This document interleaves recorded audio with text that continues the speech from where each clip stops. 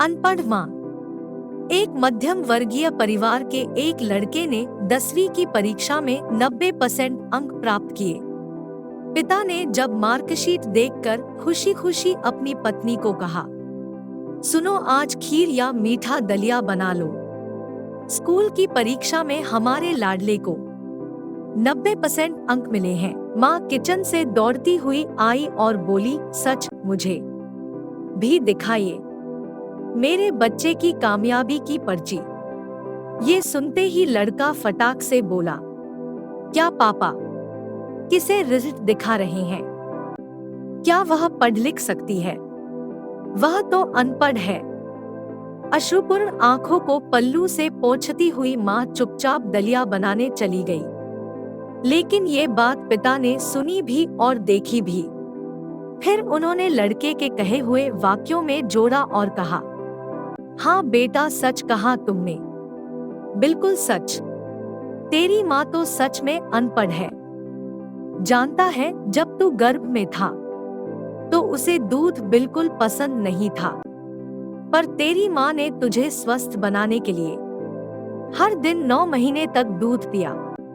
क्योंकि तेरी माँ तो अनपढ़ थी ना, इसलिए तुझे सुबह 7 बजे स्कूल जाना होता था। इसलिए वह सुबह 5 बजे उठकर तुम्हारा मनपसंद नाश्ता और डिब्बा बनाती थी। जानता है क्यों? क्योंकि वो अनपढ़ है ना, इसलिए।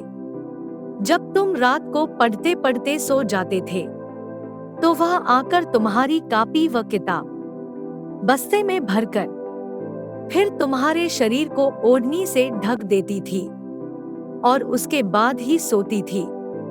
जानते हो क्यों? क्योंकि अनपढ़ थी वो डॉट। इसलिए बचपन में तुम ज्यादातर समय बीमार रहते थे। तब वो रात रात भर जागकर सुबह जल्दी उठती थी और काम पर लग जाती थी। जानते हो क्यों? क्योंकि वो अनपढ़ थी ना, इसलिए। तुम्हें ब्रांडेड कपड़े लाने के लिए मेरे पीछे पड़ती थी और खुद सालों तक एक ही साड़ी में रहती थी, क्योंकि वो सचमुच अनपढ़ थी ना। बेटा, पढ़े लिखे लोग पहले अपना स्वार्थ और मतलब देखते हैं, लेकिन तेरी माँ ने आज तक कभी नहीं देखा। क्योंकि अनपढ़ है ना वो, इसलिए वो खाना बनाकर और हमें परोसकर कभी कभी खुद खाना भूल जाती थी।